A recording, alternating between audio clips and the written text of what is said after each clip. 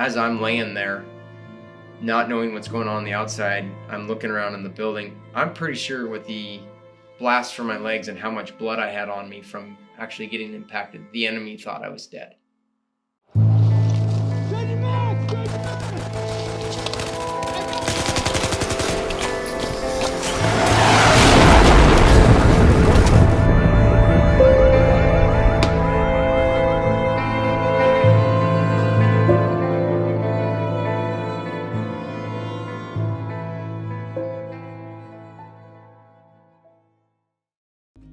My name is Ben Sandbeck. I'm born and raised in Tacoma, Washington. I've been on this good old earth since January 23rd, 1986, and here I am still going. I had a great childhood. Mom and Dad raised me right, grew up Christian, went to private school, grew up First Presbyterian, then went to Lowell Elementary for a little bit, then Concordia Lutheran, and then finished my high school at Wilson High School, which is now Silas High School. But great childhood, lots of sports. Mom and Dad probably overspoiled me a little bit, and my sister. But I have no complaints of I missed out on this or anything like that. I had a wonderful family to support me and make me who I am today. Christianity shaped me for who I was and how I perceived things in life. There's a period in life that I questioned a lot of reasons of why God may have done this or why that. He still plays a big part in my role of how I perceive life, or if things go on or aren't right in my life, okay, why is that? And then during my military career, I think that was a big turning point for me as far as knowing right and wrong, or how to lead some other people with something to fall back to and kind of ask for my own guidance, and not necessarily getting the answer I wanted, but finding an answer was enough for me. My family expected a lot from me. I mean, going through private school and then going on even into high school, which was public, I was expected to keep pretty high grades. Later into my teens and whatnot, there were some hardships throughout family that I had to carry kind of the load of taking care of my sister a little bit, because mom was battling some stuff and dad had to be part of that more so. So being that bigger, older brother to make sure my sister was on the right track, as well as making sure I had the right grades. One of my favorite sports to play was baseball. Actually, if I could still run, I'd probably still be playing baseball, but my knees say no more to that. But baseball was a big part, and actually in high school, ROTC, which was our junior ROTC, was a big part of my high school.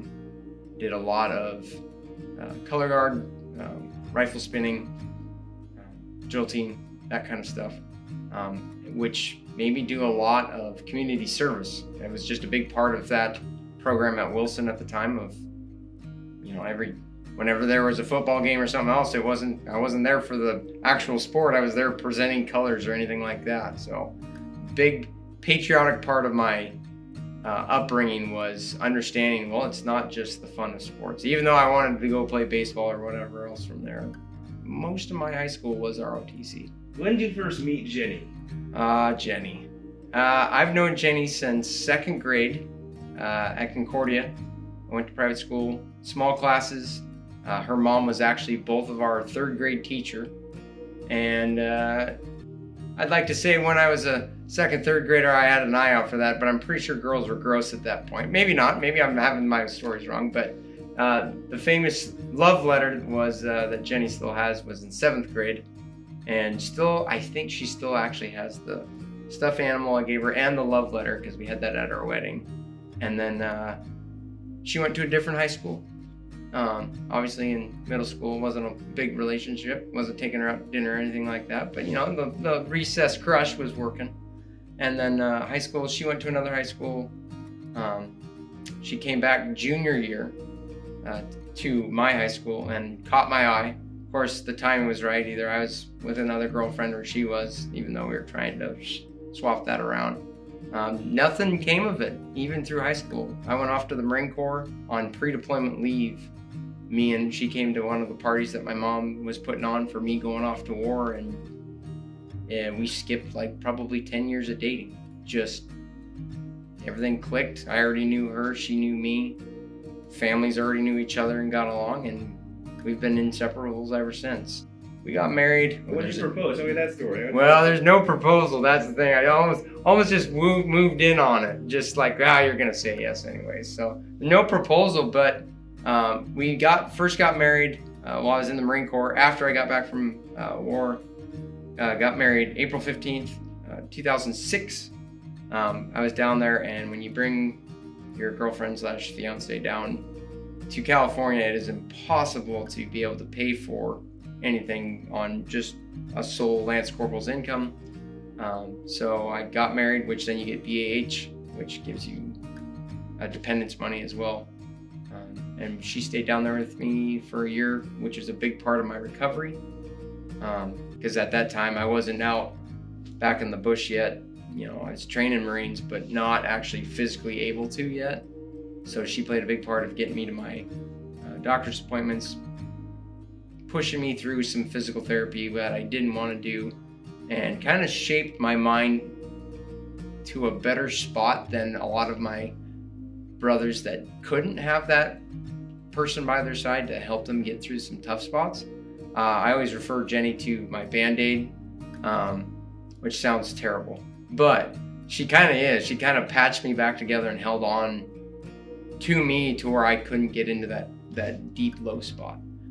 I will give her that sole credit. My family was there too, but it's a little different when you have that person sleeping next to you. You're waking up with whatever else going on in your head, and that was the steady thing I needed in life. Everything else seemed to just fall apart around me. My parents had just while I was in Iraq, my parents were going through a divorce. I lost a lot of good friends, and Jenny was that constant happiness, is how I'll put it. That was what I wanted, was that constant happiness of, I have a reason to keep going and move on and find that good spot in my life again. She came around me and kind of softened my hard exterior enough to where, okay, there's somebody waiting for me back home. It's a big difference, I would say, if I would have went to war, not having that.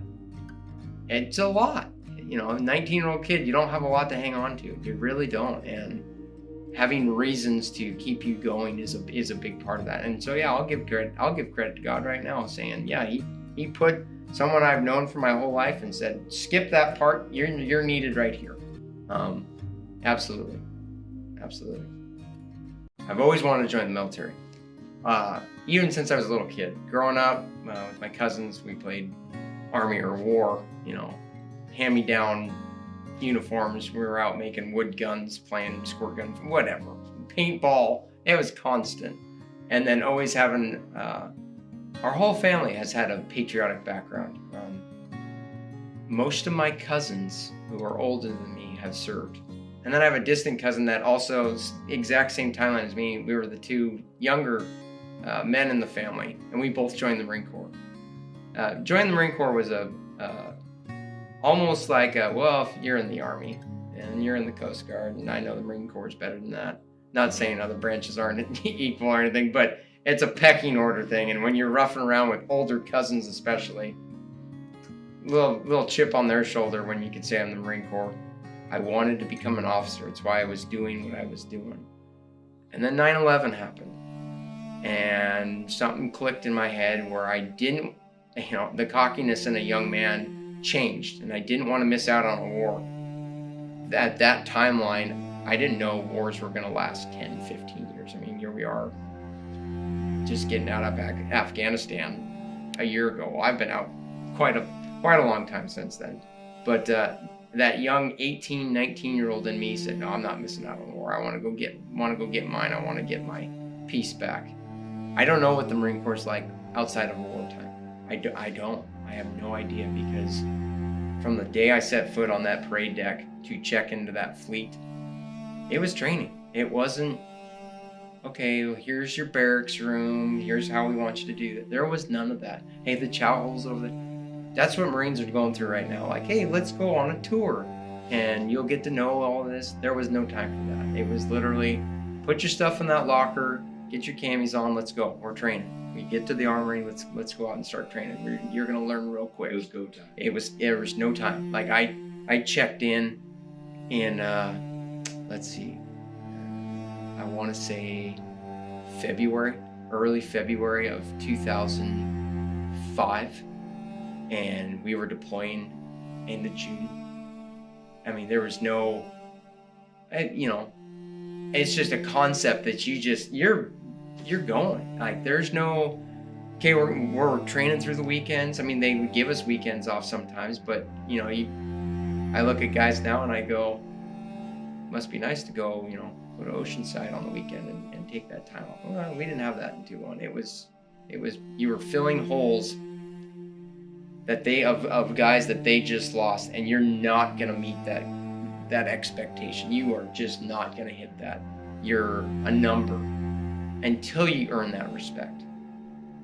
I also have a part of where I thought I was indestructible and invincible to where it's not gonna happen to me. I can take all of that. No problem. And training to go to Annapolis and being as arrogant as a 19-year-old, thinking I could conquer the world and I'll do really well here. And then getting put into an atmosphere where they didn't care if you were the smartest guy or you were the guy that barely got in the Marine Corps with an ASVAB. They don't care. They look at you the same. It does not matter. They throw you into the fire and see how you do. And how you do is how you get placed. And to my benefit, I did fairly well and was taken under a senior Marine's wing and pretty much told, you're going to learn a lot from me and you better pay attention, because I may not make it through this. You may not make it through this, but you need to know my job. You always need to know the next guy in that chain of command. You know the next guy's role, because they had just gotten back from losing so many of their higher ups that it's a nonstop evolution of, okay, non-stop. It's almost, as he used to put it, it's like you're in a washing machine and you're tumbling around, and when that washing machine falls and all the clothes land, you don't know who's on top anymore, but somebody better be on top and running them.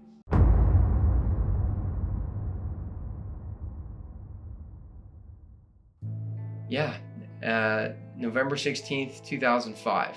We had been in country for quite some time, and night before,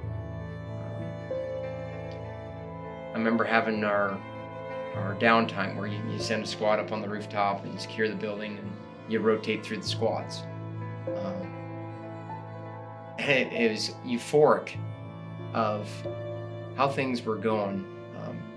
We had just gone through a lot of major firefights through the cities leading up to this point, and we were on the outskirts of New Uvalde, Iraq, getting to what we called the farmlands, or could almost get to the Euphrates river that was over there. And so it was time to hold up and regroup. We had been pushing so hard that our supply couldn't keep up with us, couldn't get us more ammo. We were low on, I usually have fragmentation grenades on me. I was out. I was also the number one man in the stack, so that plays a big key in the next day. Is typically number one man. You're relying on your number two, of which you're going to enter that next building with. And we had nothing. There was no frags. I had flashbangs that were basically just glorified M80s. I mean, they don't really do a whole lot. So going into November 16th, the day I got hit and lost some of my closest friends, everything was stacked against us. I mean, we hadn't eaten because they couldn't get it to us. Limited water. Running low on ammo. I mean, we had ammo, but not nearly what you want to go in like, all right, we're geared up, let's go. No, we're down to whatever mags we had on us, and we had no heavy firepower. There was air support, but not near enough for what I knew what we were getting into. To where now we're in a position where we're running 300-400 meters to that next farmhouse. And as we were approaching those farmhouses, the wild dogs were running the other way. towards us. Never seen it. Never happened. Now, we've been in Humvees before, and the wild dogs will chase us, because they're, going after tires or whatever. But that morning, heard the call to prayer over the loudspeakers, which is usually when we're getting geared up and, it's lights just coming on. Just sun's just coming up. You still got a little bit of cover of darkness, but it's time to go. And the dogs are running at us, which we're all going, this is odd. So here we go. We're running up to that next building, get up on it. I'm first man on the stack. We stacked on one side of the door. It was almost all glass on one side, broken glass, but almost all glass on one side. And I'm looking at it and I'm looking for any visible signs of an IED or tripwire. Not seeing anything. Pretty quiet, which is odd. Another sign of something's going on, something ain't right here. And then it was, all right. At the time, it was Corporal Ware gave me a little tap on the shoulder of what he wanted me to do, which was throw a flashbang in because we didn't have any frags. So, pop the flashbang, throw that in. As soon as that went off, we entered. As soon as I rounded the corner, typically your second man on the stack is pushing you or directing you which way you want to go, unless he's already verbally told you. Me and him were so close together that it was almost just we were one. As sappy as that sounds, I was that close with him that he could touch me on one spot and know which way I needed to go. And I went to the right. And he went, I don't want to say to the left because he almost had a straight shot to go to the left, but typically it goes, one to the right to button hook, one's going to the left to make entry on one room. Well, the door that we went in, it split into a room, a hallway, and a room. And that's a tricky spot. So when I rounded the corner, just came around, it's like the flashbang told the Iraqi fighters inside that, okay, after that goes off, it's time to go. That was their Alamo. In fact, in a lot of our transcripts of that day that happened, that was their last stronghold. On the backside of this building was the Euphrates River. They weren't going to go anywhere else. That was their last stand. And coming in, rounded the corner, and as soon as I came in, there was, and I can still see it now, there was a grenade already in the air, and I could see the little plume coming out the top of it. Had it been one of our grenades, we probably would have lost all four in the stack. But it was and after going through, I forget who it was, but after going through pictures so I could describe what kind of grenade it was the closest thing to what they showed as an old Japanese World War II grenade, because they were using whatever they could get their hands on. And I'm glad it was one from that era, because it probably is what kept me from actually sustaining more wounds or deceasing. And I got the 3 letters GRE out of my mouth before it exploded. It ricocheted off my left shoulder as I rounded the corner, and it went in between me and my fire team leader, Corporal Ware. He took a blast, I took a blast. That blew me into the room. It's hard to say if I actually lost consciousness, because it was such a fast moment. It does not seem like I did. It seems like I remember floating in the air and landing. I did not have my rifle slung on me at the time, because I'm right-handed, and I had taken it off so I could scan and come in with my rifle on my left arm. So it was not slung on me, so the actual blast blew my rifle one way and blew me the other way. So when I landed, I'm landing in a room and experiencing loud gunfire and screams and whatever else, not knowing at the time, but later down that hallway they had opened up with an RPK, or basically an AK-47 on steroids, and blasted down the hallway. I didn't know it, but they showed me later that I had actually taken 3 shots to my Kevlar. Nothing happened to me, but the rounds impacted my Kevlar. Didn't know it. Had no idea. never knew I got shot in the head. My number 3 was considerably shorter than us, Portillo. He came in shorter, and thank God he was short, because he took one straight right to the NVG mouth, knocked him back, didn't penetrate his Kevlar, but gave him a concussion and got hit. The amount of firepower in there that they were opening up on this one spot, they had us in a tunnel, and they were going to hit us with everything they got. As I'm laying there, not knowing what's going on the outside, I'm looking around in the building. I'm pretty sure with the blast from my legs and how much blood I had on me from actually getting impacted, the enemy thought I was dead. Only saw them frantically running back and forth, and then putting their rifles through what we call spider holes, so that they're not actually firing directly, they're just shoving it in a hole and pulling the trigger and hoping they hit something. I was below that. Scariest thing ever is knowing that you have guys coming to get you and trying to relay to them, hey, this is a bad situation, you're not gonna get a chance. Throw a frag in, I'm fine, just go. Throw a frag in and get something in here. They didn't do that. My guys kept coming. They came up and they got Portillo and Mendez out of there first, took them back. So then it was just me and Ware stuck in the building, but you never leave anybody behind. You just don't. And so then they sent up what was our next fire team to try and get up there, which would have been Corporal Rogers, Lucente, and Moy. And Moy's going to be the one that pulled out everybody. I mean, the man, we all owe a lot to Moy. We all owe a lot to everybody that day. I'm here because of them. There's also a part of survivor's guilt that makes you go,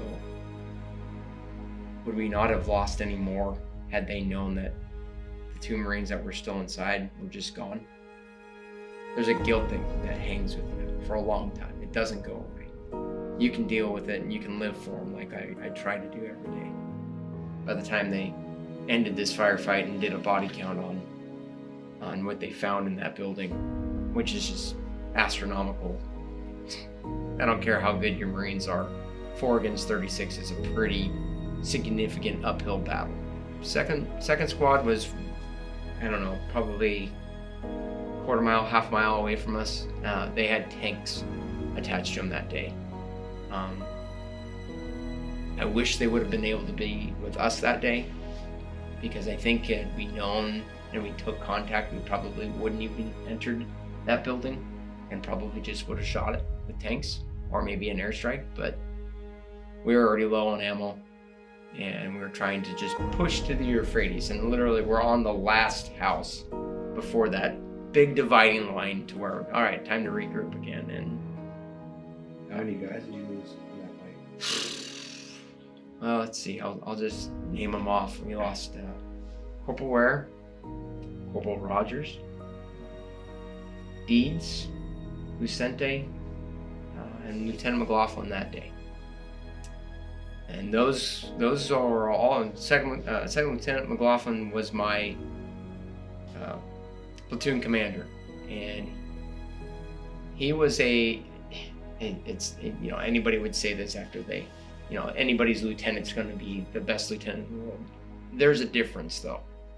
Ours was going to be the next executive officer of Fox Company, already picked and ready to come back and run this, because he was just that damn good.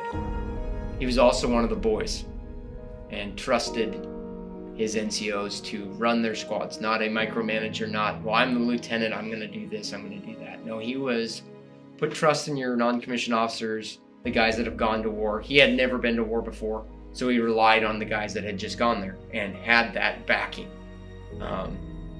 If a E4 told this officer, hey, I need this, you got it. That was the type of officer we had. Also could make a judgment call.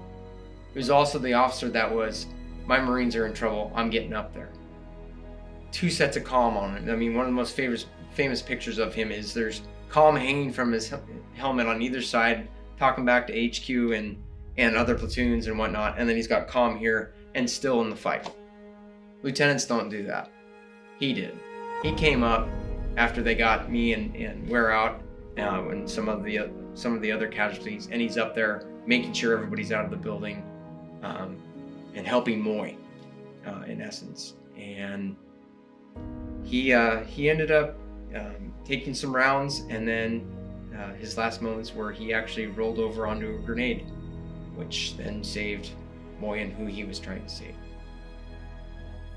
We were there for a while, the most decorated active platoon after this firefight. When I got hit, for years, it did not click in my head that I had actually gotten hit. I had the injuries and it hurt. I just didn't realize it. It hurt more that I lost my guys. That hurt. I'd go to the division psych because that's just part of coming out of all that. And they'd try to talk about my injuries, and I go, I'm fine. Like two-word sentence. Yeah, that's fine. What else do you want to talk about? And then you could open up a can of, let's do this. I'll talk for hours about how great this guy is, or how I'm here. And that's the survivor's guilt that'll get you and can put you in a real dark spot in a real big hurry. And that's why I will give all the credit to Jenny. She'll keep me on the straight and narrow, straighten my ass out when she needs to. But if I didn't have her, I don't know. I don't know what I'd think. There's Marines that I know that went through the same thing, or other Marines from other battalions or whatnot that went through, and it's not fair to be judgment on any of them, but went through less and are in far worse places, but that's just a mental game. And I really think that my Band-Aid is what kept me together. I mean, Jenny's what kept me together and kept me who I am today. I was shaped from Christianity and my family's upbringing, but November 16th changed me forever. Gave me a big piece of humble pie, a big piece. I'm in a bonus round right now. Like, I shouldn't be here. I should be dust in Iraq somewhere. I should have been done. They should have just hit that building and said, hey, we don't have any more problems here. I'm not. I'm here. And men lost their lives for that. Do I owe it to them? Absolutely. There's not a day that goes by that I don't have that thought process. I can't have kids, but boy, if I did, I'd probably name them each after each one of them. Just as a small price to give back to them, It's a huge undertaking to experience that as young as we were, and then to come back and try to carry out some sort of civilian side of life. There's another challenge. Is there a part of me that misses going in through a door, having that feeling of, I don't know what's going to go on here, but it's going to be fun? Yeah. Scary, fun. The adrenaline there is pumping. And then the devastation that can happen in that moment doesn't hit you till it happens. And again, you're 19, 20 years old, pretty cocky. Nothing's going to touch you. But when it does, it's going to hurt. So I think again, perspective is everything. It really is. And transitioning is tough.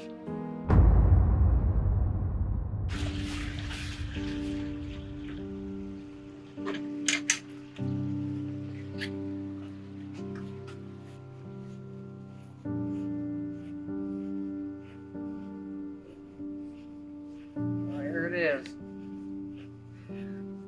This is pretty symbolic. So I built this as one of the first things I did when I moved in here. I did the diamond for 1st Marine Corps, or 1st Marine Division in the Marine Corps. So that's why it's in that shape. Eventually Jenny added flowers all the way around, kind of brighten things up. The plaque, which has the most symbolism. Something we live by as I am my brother's keeper, which is up near the top, and then never forgotten. Then Bible passage that we all kind of live by in the Marine Corps, post-life, everything is greater love has no one than this, that he laid down his life for his friend. Or in our terms, we usually say brother. But that's everything. And then on the plaque, we have the fallen of 2nd Battalion, 1st Marines. So Major Raymond J. Mendoza Jr., he's part of Echo Company. died prior to the actual day I got hit, but still very symbolic. He was a company commander, big deal. Second Lieutenant McLaughlin, he was my lieutenant. That was a big hit. Should have been the executive officer when we got back. You lose your lieutenant, that's a big hit. Corporal Joshua J. Ware, he was everything. He was my mentor, my brother, my best friend, got me through everything, and will forever remember him. Corporal Jeffrey Rogers was the 2nd Fire Team leader. His call sign was Little V. That's a funny story, different story. I won't go into that one, but he was a goofy guy. He kind of kept us all laughing, kept us all going. Tall, lanky. Should have been playing basketball, not been in the Marine Corps. Way too tall for that. But Lance Corporal Roger Deeds, a machine gunner attached to us, got his machine gun on the day that we got hit. Got his machine gunners going, and then ran up to aid us. Again, one of those fine young men that did more than he should have been doing, but was there. Lance Corporal John A. Lucente, one of my good friends from being in the Marine Corps, pre-war, post pre-deployment, all that. He was kind of a little mister when it came to not getting his hair cut, because he knew that we all had to have our head shaved instead of getting high and tights. Pain in the ass. It's just literally a pain in the ass. And then something clicked in his head of making sure that he was going to be a team leader when he got back, and probably one of the most outstanding wartime Marines anybody could know. Went above and beyond what anybody could have asked of him. As much of a pain in the butt he was back in the barracks, couldn't ask for a better Marine in combat. Lance Corporal Christopher McCracken, another platoon, big part of us though, saw gunner. Didn't know him as a brother, as part of my squad, but we all were part of Fox, and we all got along just fine, being on ship and whatnot.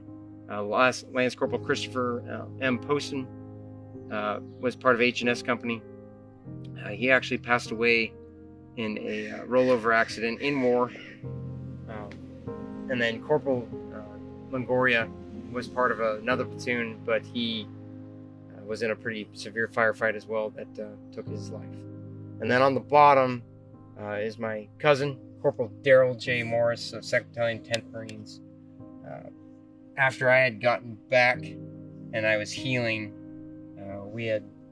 he was with a whole nother battalion, and an IED got him, vehicle-borne IED got him. It was on post, and they drove a car full of explosives right up on his post. Of all the cousins, the 2 Marines obviously saw the most in firefights, and one paid the ultimate sacrifice, and I will tell his story from the rest of my days. That about wraps up my flagpole tribute. I wish I could do more for them. And someday I'll probably repurpose this and make this even cooler, but there's not a day that flag doesn't fly. Whether it's at half-mast or full.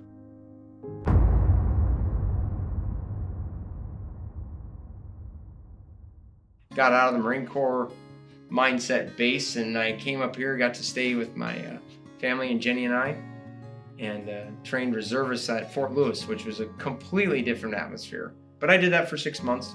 I would say that would be my transition period, because I wasn't in the constant training phase like I was down at Camp Pendleton in the Marine Corps. So coming up to Fort Lewis and just training reservists kind of eased me out a little bit more than just jumping out, which was good for me. Then I came back to the family business. So Sandy's Concrete has been around for a long time. I came back to Dad, and Dad, both of us are pretty sarcastic. I mean, that's just part of the healing process, and just us in general. But he said, well, one thing's for certain, nobody's gonna be shooting or throwing grenades at you in this line of work.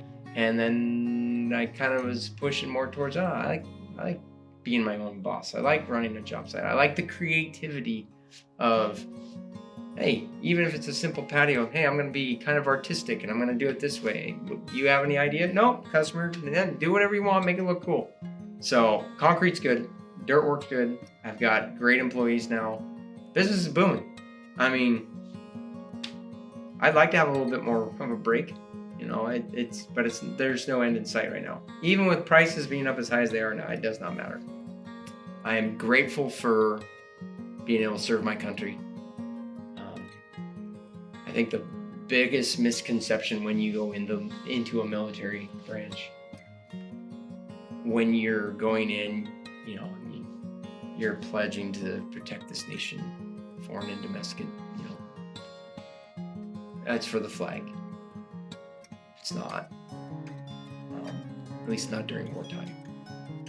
You go in thinking it's for all these righteous reasons. It's for the betterment of my country. It's for protecting freedom.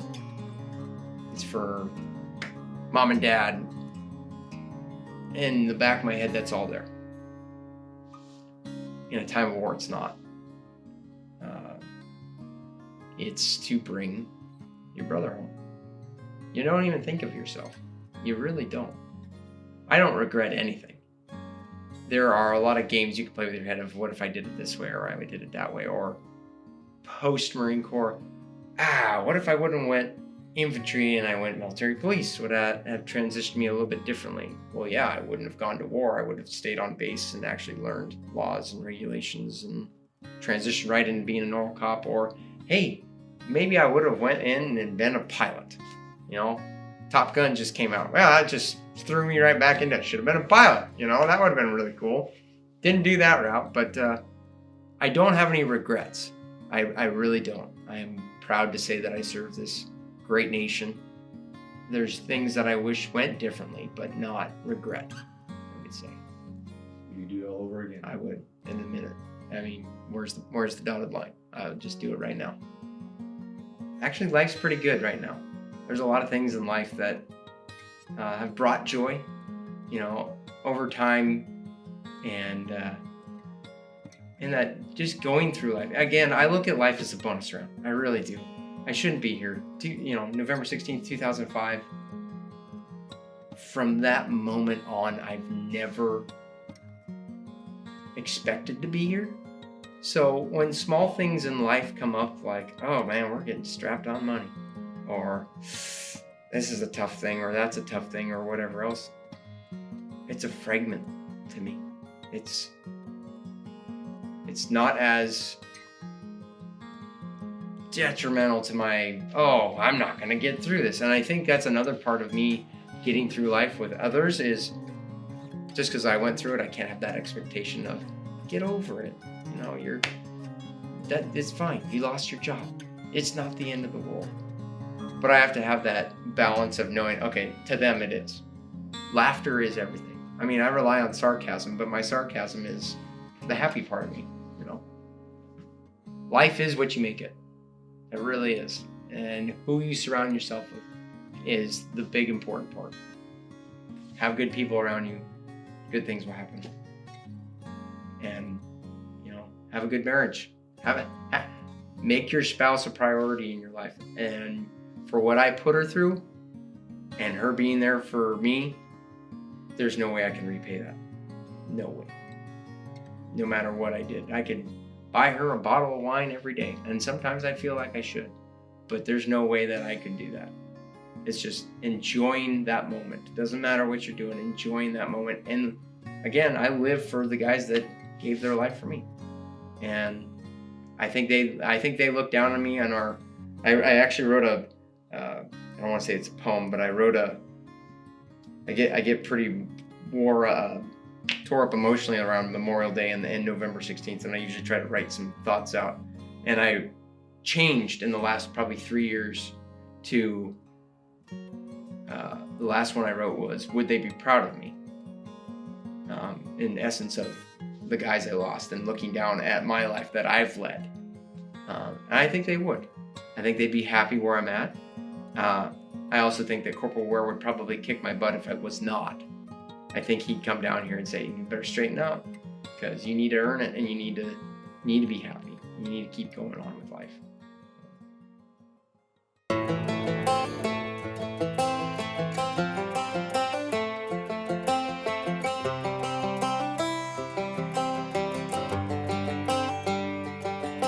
It's the guts and it's the glory. 100 stripes, 100 stories. It's the Pledge of Allegiance on the 4th of July. It's them handwritten letters from home. It's them sleepless nights alone. It's his newborn baby he left with his wife. Mr. Red, White, and Blue, lay down his life. Mr. Red, White, and Blue, for these stars and stripes. Hey, from the fields of Indiana to the swamps of Louisiana, to the golden coast of California, Uncle Sam's the only family he's got. His purple heartbeat won't stop, and his 18th birthday was the day he was born. Mr. Red, White, and Blue, lay down his life. Mr. Red, White, and Blue, for these stars and stripes. Mr. Red, White, and Blue, stand on the front line. Mr. Red, White, and Blue, pay the ultimate price. Oh.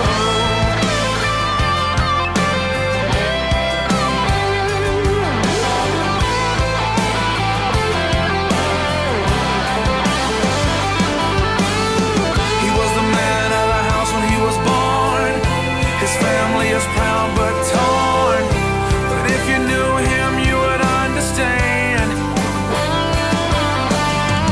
He was raised on how to be brave, just to see the flag still wave. And then he came home with only one hand. 'Cause Mr. Red, White, and Blue laid down his life. Mr. Red, White, and Blue, for these stars and stripes. March in line, march in line.